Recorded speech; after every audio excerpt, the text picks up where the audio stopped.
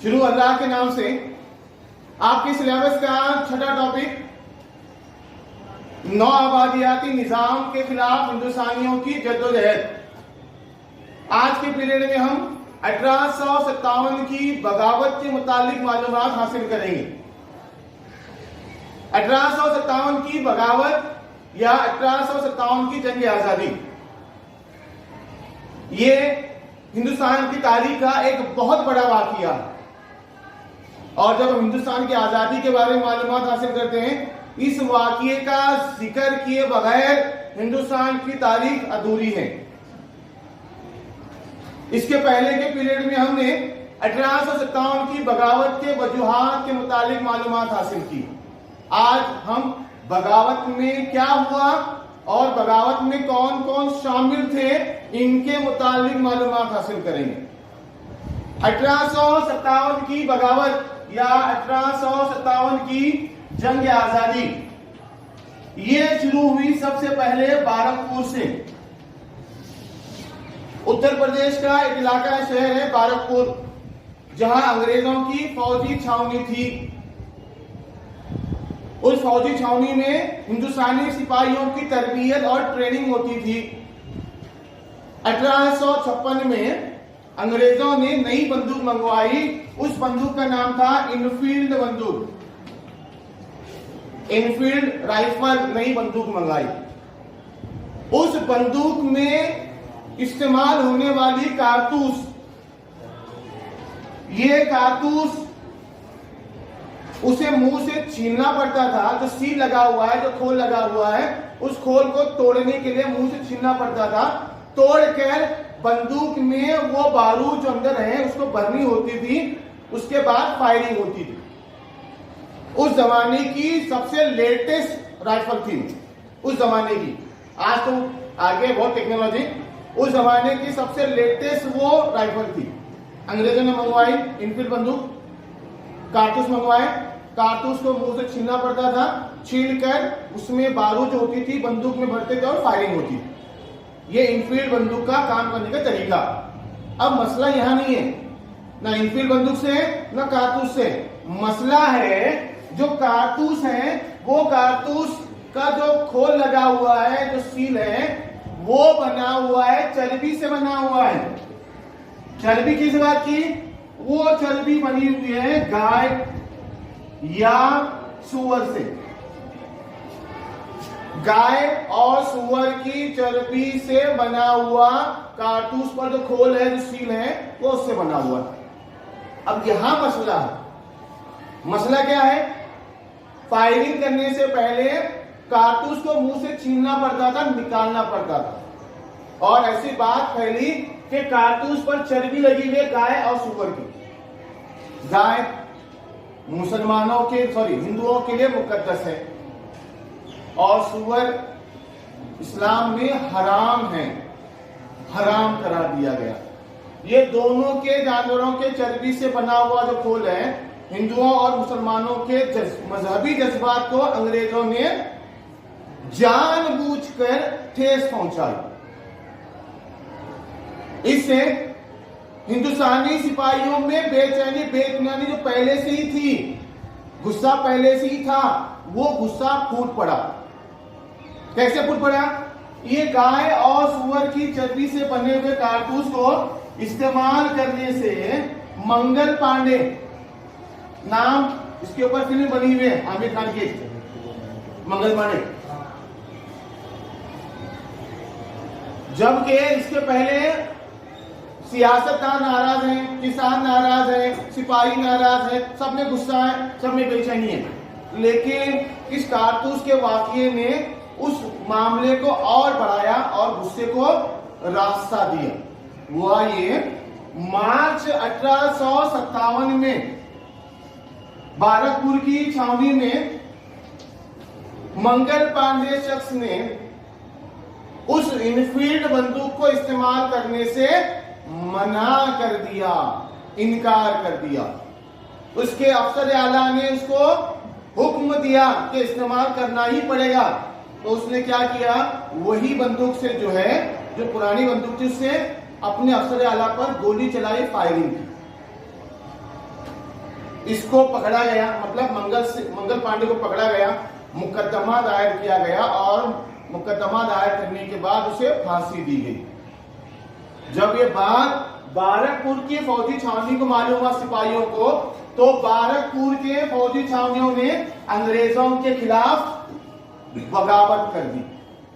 तमाम सिपाहियों ने, अंग्रेज फौज में शामिल जितने भी हिंदुस्तानी सिपाही हैं, मंगल पांडे के सपोर्ट में सबने बगावत कर दी और बारकपुर की फौजी छावनियों में जितना असला खाना था, जितना गोला बारूद था, सब लूट लिया और अंग्रेजों के घरों पर हमले किए गए। अंग्रेजों का कत्ल और गारतगिरी शुरू हुई, उनके लूट मार शुरू हुई। बारकपुर में फौजी बगावत हो गई। बारकपुर की हवा फैली मेरठ में और मेरठ की फौजी छावनी में हुआ। उसके बाद लखनऊ के फौजी छावनी में बगावत हुई। जैसे जैसे ये बात फैलती चली गई कि गाय और सुअर की चर्बी लगी हुई है, बगावत और मजीद भड़कती चली गई और सब सिपाही क्या किए, लखनऊ से, बारकपुर से, मेरठ से, झांसी से, उत्तर प्रदेश, बिहार से, जहां जहां अंग्रेजों की फौजी छावनी थी, सब ने रुख किया कहां का, उन्होंने रुख किया दिल्ली का। दिल्ली आकर पहुंचे तब मई के महीने में 1857 तमाम सिपाही कहां से निकले, बारकपुर, मेरठ, झांसी, जहां से हो सके वहां से बगावत हुई, सब निकलकर कहां पहुंचे, दिल्ली पहुंचे। दिल्ली क्यों पहुंचे, सदर मुकाम है, कैपिटल है।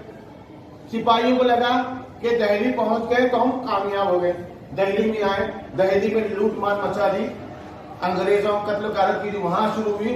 अंग्रेजों ने जाते वक्त एक काम किया, वो क्या काम था, दिल्ली में जितना भी गोला बारूद था सबको आग लगा दी, जिससे उन बागियों को वो पूरा गोला बारूद, बंदूकें उनके हाथ नहीं लगी। जाते वक्त ये काम कर कर गए। वो दिल्ली पहुंचे। दिल्ली के मुगल बादशाह, कौन है मुगल बादशाह उस वक्त के, वो है बहादुर शाह जफर। बहादुर शाह जफर 80 साल उम्र है। उन्हें हिंदुस्तान का शहंशाह, हिंदुस्तान का बादशाह बनाया गया और बागियों ने बगावत की कमान, क़यादत बहादुर शाह जफर के कंधों पर सौंपी। इनकी मदद के लिए बख्त खान जो सिपह सालार है मुगलों का, उसके बाद झांसी की रानी लक्ष्मीबाई, कानपुर के पेशवा नाना साहब पेशवा, फिर उसके बाद जो है अवध की मलिका बेगम हजरत महल, जिनके नाम से आपको स्कॉलरशिप मिलती है लड़कियों को, बेगम हजरत महल, अवध की मलिका, तातिया टोपे, नाना साहब पेशवा, बख्त खान, बहादुर शाह जफर, सिपाही, सब लोग जो है एक हो गए और इन्होंने अंग्रेजों के खिलाफ बगावत कर दी। इन्हें बादशाह बनाया गया। किसको, बहादुर शाह जफर। मई के महीने में आए, 12 मई को उन्होंने दिल्ली फतेह किया। फतेह होने के बाद बैठ गए। आगे क्या करना है किसी ने भी नहीं बताया, चुप बैठ गए। क्या करना है प्लानिंग नहीं आगे। तो उसके बाद अंग्रेजों ने क्या किया, थोड़ा वक्त लिया, उनके कुछ नहीं किया, उन्होंने खामोश बैठे रहे। अपनी फौज जो अलग अलग ममालिक गई थी ना, सबको बुलाया। कुछ फौज जो है रंगून गई हुई थी, उनको मैसेज दिया, वो आए।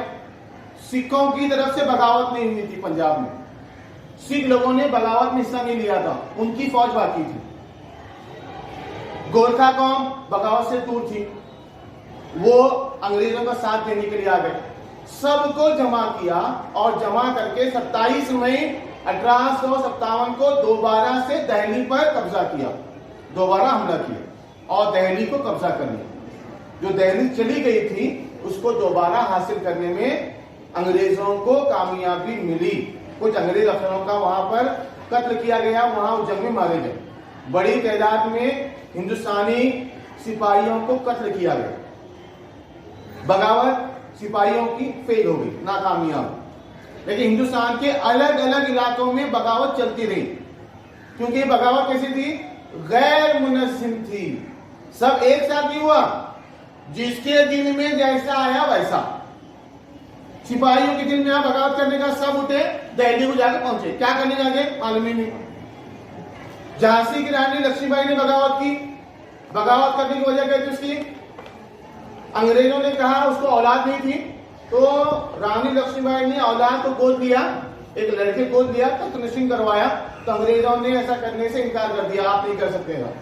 तो रानी लक्ष्मीबाई ने झांसी को बचाने के लिए ये कहा कि मैं झांसी नहीं दूंगी। वो बगावत उसी इलाके तक महदूद थी। अवध की मल्लिका बेगम हजरत महल, इनकी बगावत अवध तक ही महदूद थी। जितनी बगावतें अलग अलग हुई हैं वो उन्हीं इलाकों तक महदूद थी, सब एक साथ नहीं हुआ। अगर एक साथ होती, सब लोग शामिल होते, तो हिंदुस्तान को आजादी 1857 में ही मिल जाती। लेकिन ऐसा नहीं हुआ। क्यों नहीं हुआ? वजह तो साफ है बगावत में फेल होने की। एक तो प्लानिंग नहीं है, मंसूबाबंदी नहीं है। मंसूबाबंदी की कमी है इसमें, बिल्कुल भी नहीं है। उसके बाद सही कयादत नहीं है, कयादत की कमी है। इत्तेहाद की कमी है, इत्तेहाद की कमी। उसकी मिसाल सिख कौम इसमें शामिल नहीं हुई, पूरे हिंदुस्तान में बगावत नहीं हुई, जुनूबी भारत में बगावत बहुत कम हुई, गोरखा कौम बगावत से बहुत दूर थी। उलट बगावत को कुचलने में इन लोगों ने साथ दिया। हर तरह की कमी वो बेसिक यहीं पर थी। असलाह की कमी थी। असलाह यानी जिसको आप गोला बारूद कहते हैं वो नहीं था। तमाम चीजों का फुकदान था। फुकदान मतलब कमी। किस कमी थी? ये तमाम चीजों की कमी थी। इसलिए 1857 की ये बगावत बुरी तरह से नाकामयाब हुई। याद रखेंगे 1857 की बगावत क्यों नाकामयाब रही, बगावत कैसे हुई, याद रखना है। आपके एग्जाम के क्वेश्चन पेपर में इस बारे में पूछेगा।